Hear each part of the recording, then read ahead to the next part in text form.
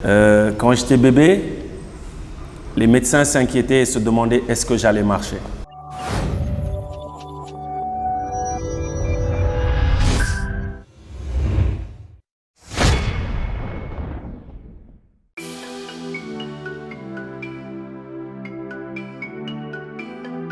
C'est qu'à dire.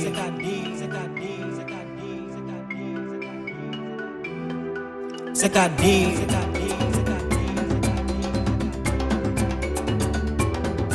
C'est qu'à dire.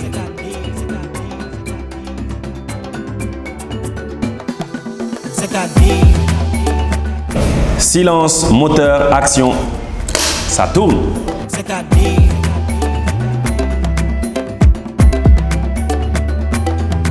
C'est qu'à dire. Ça va, je vais super bien, alhamdoulilah, je vais super mieux, la tension s'est stabilisée. Alhamdoulilah, on rend grâce à Dieu.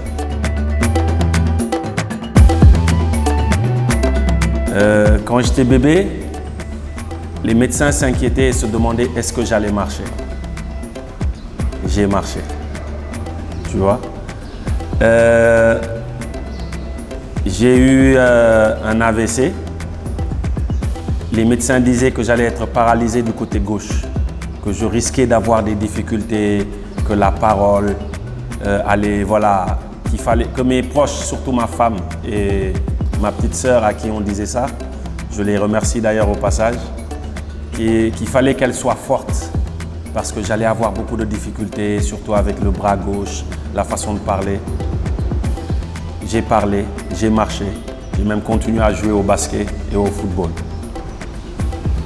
Quand je suis arrivé dans le hip-hop, j'ai ce qu'on appelle en Wolof la mine gu tax. J'ai la langue, j'ai un cheveu sur la langue, limite, tu vois. J'ai même pas un cheveu, je crois que j'ai des kilos de R, de re dans ma langue, tu vois. Donc c'était ouais, les raps, tu n'auras pas une bonne diction, c'est pas fait pour toi. Je parlais pas bien Wolof étant jeune. J'ai commencé vraiment à parler Wolof à l'âge de... Donc quand j'avais 15-16 ans. Donc on me disait que le rap Wolof, non, t'as aucune chance. Aujourd'hui, je crois qu'il est difficile de passer à côté de mon nom quand on parle de hip-hop sénégalais. Et je rends grâce à Dieu aussi. Et tu sais, quand tu vis tout ça, et que dans ta famille aussi, tu vis des hauts et des bas, que ce soit par rapport à au standing de vie de la famille, au social living et tout, tu déménages plusieurs fois, Gueule Tapée, Fass, Fann Hock, Médina. Donc tu vis beaucoup on va dire, de milieux différents. Ça te forge. Ça te forge. Quand tu as un certain standing de vie et que tes parents se retrouvent tout à coup sans boulot, ça te forge.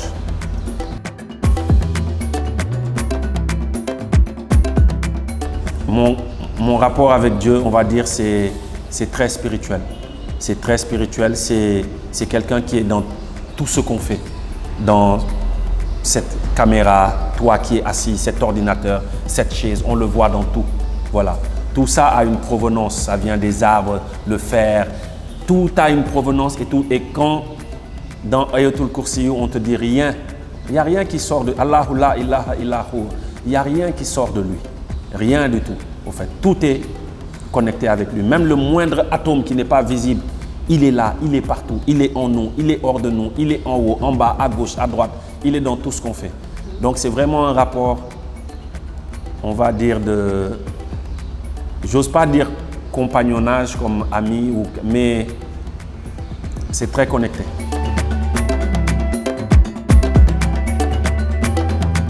Alors c'est têtu, têtu et têtu. Ouais. C'est 3 têtus et chaque têtu a une direction.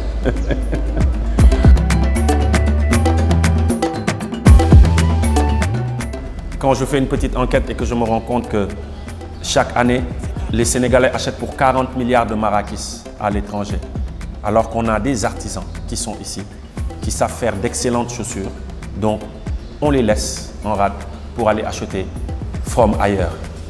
Donc, c'est tout ça qui m'a fait dire, écoutez, je vais lancer ce concept Solofi, qui est un concept où on va inciter les populations Parce qu'on a l'habitude de clasher nos dirigeants, de trucs. Mais aujourd'hui, si tout un chacun, chaque Sénégalais se disait que je m'habille 3 fois par semaine, chez l'artisan de mon quartier, ou chez le tailleur de mon quartier, chez le cordonnier de mon quartier, si chaque Sénégalais le faisait, on allait voir qu'il y aurait, niveau économique, il y aurait un plus et que l'argent allait beaucoup plus circuler et qu'on allait permettre à vraiment énormément de jeunes d'avoir de l'emploi. Bon, ceux qui m'ont pris, qui sont des professionnels, je pense à Cheikhouna, bon, Saner, Jojo et autres, Bahao qui m'a contacté, ont été surpris. Donc ça s'est lu dans leur visage, ils me l'ont dit, redit, certains professionnels m'ont appelé en me proposant même d'autres rôles. Actuellement, je suis dans un autre tournage. Je devais aussi jouer un rôle, mais bon, avec les couacs qui me sont arrivés, ça s'est pas fait, une autre personne a été choisie. Donc, grâce à cette série, Choix, j'ai eu 3 propositions de tournage. Certains même m'ont vu, hormis Choix, quand je faisais les capsules par rapport au coronavirus. Voilà, quand il y a eu la période de confinement et tout ça. Et m'ont fait savoir que voilà, j'avais un bon jeu, qu'il fallait que je me professionnalise. C'est là que certains m'ont mis en relation avec Omar Sall, qui m'a mis dans son programme de Cinécap, justement de formation, pour mieux savoir comment marche le monde du cinéma, l'écriture de scripts, etc., donc les scénarios.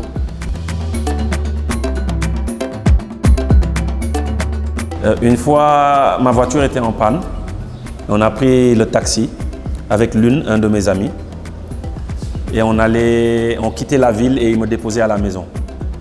Et à un moment, en radio, il y avait un débat et le nom de Y'en a marre est venu souvent. Et le taximan, à un moment, a dit « Y'en a marre, ah, ñooñu de léegi, ñooñu moom talatuñu askan wi, ay almadi lañ dëkk. » Et moi, j'étais assis juste à côté de lui, Lune était derrière. Et Lune, comme bon farceur qu'il est, a continué à attiser le taximan en disant « Ah, Y'en a marre, kon da nga leen di gis non ay 4x4 la ñuy dawal fii man chaque jour ma dajeek ñoom ci circulation bi, etc. » Et le gars qui continue, et Lune qui continue quoi, à lui poser des questions. nga ne Almadies lañ dëkk de ok xanaa da nga mës a dem seen kër wala da nga kii déedéet yenn saa yi nga wàccee nit ñu ne la diw fii la dëkk affaire yooyu noonu ñoom kañ fu mu ne nii ñu ngi ci beneen level di wax. Et arrivé devant chez moi à la zona, je sors ma pièce d'identité, je dis grand, man Y'en a marre le bokk, man la Simon bu Y'en a marre. Il regarde la pièce, il me regarde, il me dit xooluma la woon sax ah dama kaa dégg.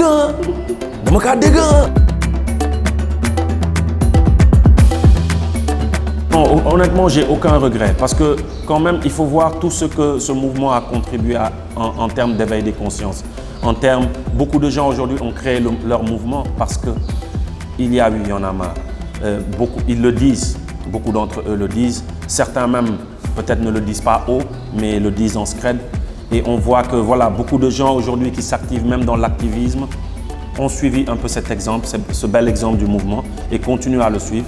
Et je crois que le temps est le seul juge et on verra dans les années à venir tout ce que Y'en a marre a su à réaliser et à réussir en termes d'activisme, en termes d'engagement citoyen. Alors, c'était Simon Bisbiclane, Simon 99, Simon Kouka, Simon Jollof for Life, Simon Y'en a marre, Tànn sa bu la neex la, on était dans C'est-à-dire, clap de fin.